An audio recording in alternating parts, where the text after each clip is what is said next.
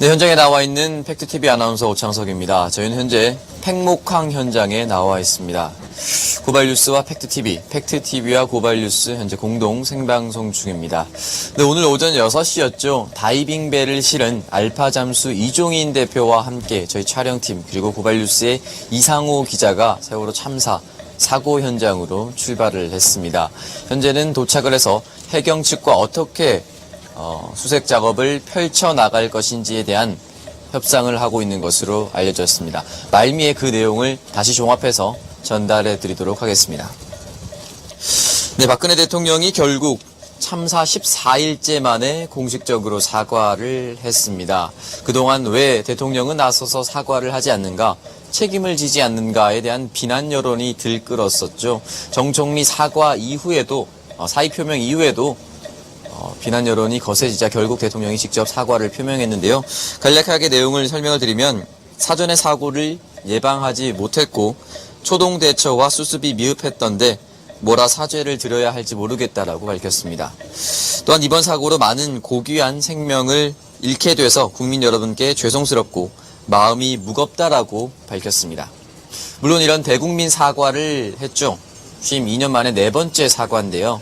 이 역시 기자회견식이 아니라 국무회의에서 사과의 말을 전했습니다. 어쩌면 이 같은 행태에 대한 논란도 또다시 불거져 나올 수도 있습니다. 국무회의가 아니라 본인이 직접 나와서 이 사안을 가지고 사과의 뜻을 전달해야 하는 것이 아니냐라는 비판 여론이 끊이지 않는 이유가 바로 여기에 있습니다. 네, 그리고 박근혜 대통령은 바로 범정부 사고대책본부가 있는 정부합동분향소를 찾았는데요. 여기서 조문은 했지만 따로 사과하지는 않았습니다. 즉 다시 말하면 많은 피해자 가족분들이 현장에 있었지만 사과의 말은 전하지 않고 정부가 알아서 하겠다, 책임을 다하겠다, 그리고 최대한 노력을 하겠다, 이런 정도의 말만 남겼다고 합니다. 이에 격분한 유가족 측에서 어떻게 아무 말도 하지 않느냐, 만약에 당신의 아들이, 당신의 딸이 저기에 앉아 있다면, 저기 바닷속에 갇혀 있다면 그렇게 태평하게 말할 수 있느냐라고 따져 묻기도 했다고 합니다. 네, 그리고 사후 약방문일까요? 국가안전처를 신설하겠다라고 밝혔습니다. 이 내용이 뭐냐면 효율적이고 강력한 통합재난대응체계를 구축하기 위해서 국가안전처를 신설하겠다라고 밝혔는데요. 사실 지금 어떠한 부처를 신설한다고 해결될 문제가 아닙니다. 컨트롤 타워 또는 재난 전문가를 중심으로 발빠르게 움직일 수 있고 정부가 해줄 수 있는 모든 수단과 방법을 다 동원하겠다. 그러한 든든한 지지가 필요한 것입니다. 지금 어떻게 됐습니까? 참사 14일째 아무것도 정부가 하지 못하고 있는데요. 초반에 대책본부가 10개가 난립하는 상황이 벌어졌습니다. 지금 무슨 부처를 신설한다거나 부처를 더 늘린다고 해서 그 어떤 사고를 예방하거나 대비할 수 있는 부분이 단 하나도 없습니다. 국가안전처를 만들겠다라는 건 역시 저는 미봉책으로 보여질 수밖에 없다라고 보이는데요. 어떤 것을 새로 만드는 것이 아니라 있는 것을 제대로 사고에 대응하고 대비하기 위해서 제대로 갖고 나가는 것이 더 중요하다고 생각합니다. 그리고 지금 그것을 신설한다는 것은 결국 국가가 지금껏 재난에 대비하지 못했고 대비할 만한 제대로 된 부서 하나를 만들지 못하고 있었다는 것을 스스로 자인하는 셈이 됩니다. 안전처의 하나로 재난을 막거나 예방하거나 제대로 수습할 수 있지 않다는 것을 말씀드리고 싶습니다. 네, 그리고 또 하나 아울러서 공직사회의 개혁을 위해서 그리고 부처 이기주의를 타파하기 위해서 철밥통을 개혁하기 위해서 안전처를 신설하겠다라고 밝혔는데요.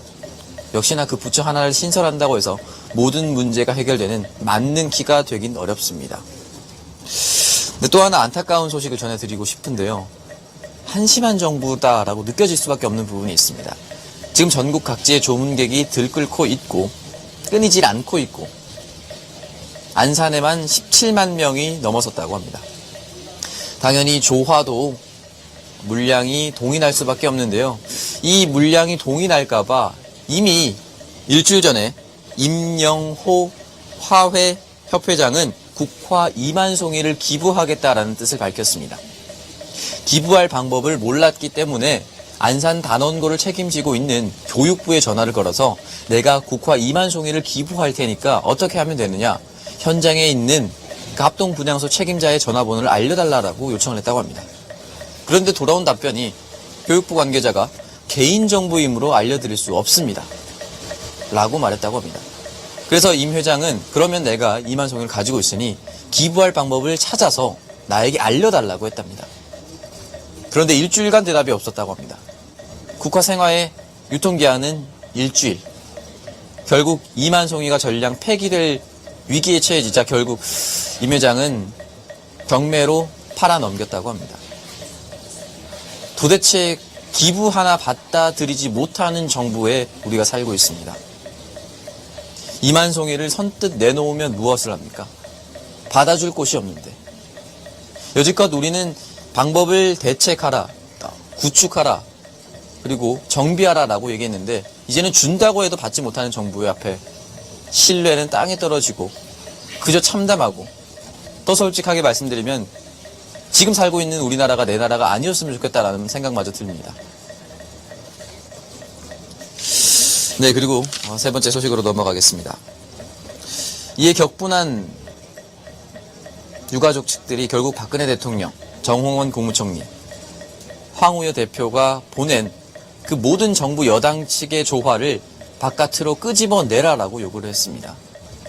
정부의 책임 있는 자세가 보이지 않았고 진심 어린 사과가 느껴지지 않았다고 생각하는 것입니다. 결국 정부 합동 분향소에 있는 모든 정부 여당 측 조화가 밖으로 나가게 됐습니다. 그리고 박근혜 대통령을 향해서 또 정홍원 총리를 향해서 지금 누구 하나 책임지고 누구 하나 물러난다고 해서 문제가 해결되는 것은 아니다라고 밝혔습니다. 정확한 지적이다라고 말씀을 드리고 싶습니다. 어떤 사람이 지금 하나 물러난다고 해서 이 현 상황이 바뀌는 것은 단 하나도 없습니다. 도대체 왜 온 것이냐? 정치인들이 여기 와서 잠깐 들리고 가면 문제가 해결되느냐? 그런다고 사과를 받아들일 것처럼 보이느냐? 또는 그것이 사과라고 생각하느냐? 라고 격분했다고 합니다.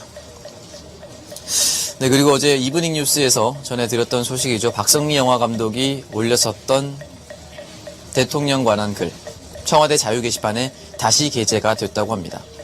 이제는 박성미 영화 감독 원작자 스스로가 올렸기 때문에, 원작자가 아니기 때문에 지워달라라는 청와대 측의 요구는 없겠죠. 그 글을 왜 공감했는지, 왜 이렇게 짧은 시간에 전 국민적 이슈가 됐는지 청와대 스스로가 한번 돌아봐야 할 것입니다.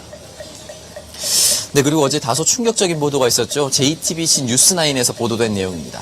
언딘 측과 관련된 내용인데요. 당초 JTBC 보도에서는 민간 잠수사들이 시신 세 구를 발견했는데 언딘 측이 우리가 하겠다라면서 지연시키거나 또는 첫 인양한 시신을 언딘이 했다 라고 성과를 가로채기 했다라는 보도를 했습니다. 민간 잠수사의 주장이었다라고 JTBC 측은 조심스럽게 보도를 했고, 이것이 만약 사실이라면 정말 중대한 사안이다라고 손석희 앵커는 말했습니다. 이에 대해서 오늘 언딘 측이 진도 군청 앞에서 기자회견을 열었는데요. 모두 사실이 아니다라고 극구 부인을 했다고 합니다. 그리고 법적 대응을 취하겠다라고 밝혔습니다. 네, 또 하나 있죠. 조선일보의 김강한 기자가 이런 칼럼을 썼습니다. MBC 전 해직 기자인 이상호 기자가, 그리고 알파 잠수의 이종인 대표가 마치 다이빙벨이 구세주인 마냥 선동을 했다 라는 취지의 글을 썼죠. 이에 대해서 이상호 기자는 트윗글을 남겨서 조선 김강한 기자여, 다이빙벨은 구세주가 아니다. 피해자 가족분들이 또 하나의 가능성을 열어둔 것이다 라고 트윗글을 남겼습니다.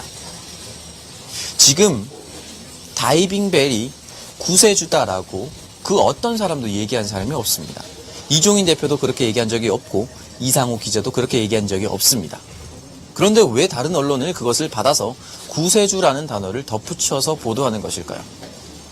아마도 추측건데 다이빙벨이 어떤 성과를 내지 못했을 경우에 여론의 십자포화를 퍼붓기 위한 초석이 아닌가라고 의심해 볼 수밖에 없는 그런 상황입니다. 그 누구도 구세주라고 말을 하지 않았습니다.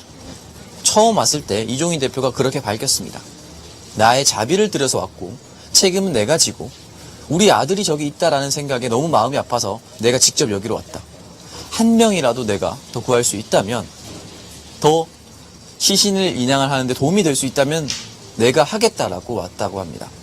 그리고 그 다이빙벨, 해경 측에서 처음에 효력이 없다고 했죠. 근데 어떻게 됐습니까? 언닌 측에서 몰래 강릉 폴리텍 대학에서 2인용 다이빙벨을 가져오다가 적발되기도 했죠. 물론 적발이라는 단어들 쓰긴 좀 그렇지만 들켰습니다. 만약 실효성이 없었다면 그러한 행위를 할 필요가 없었겠죠. 다이빙벨은요, 다시금 설명드리지만 구세주가 아닙니다. 여러분들이 엄청나게 기대를 하고 있는 것은 사실입니다. 그 기대를 어떻게 키웠습니까? 지금까지 지지부진한 성과를 거뒀었던 정부, 해경, 언딘, 그리고 민관군이 성과를 제대로 내지 못하자, 즉 다시 말하면 생존자를 단 한 명도 구출하지 못하고 있자, 그 다이빙벨을 또 하나의 기대로 한번 삼아본 것이 바로 피해자 가족분들의 요구사항이었습니다.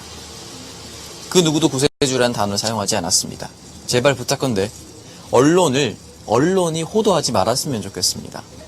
그것은 정말 국민을 선동하는 것이고 국민의 여론을 분열시키는 좋지 않은 행동이라고 저는 생각합니다.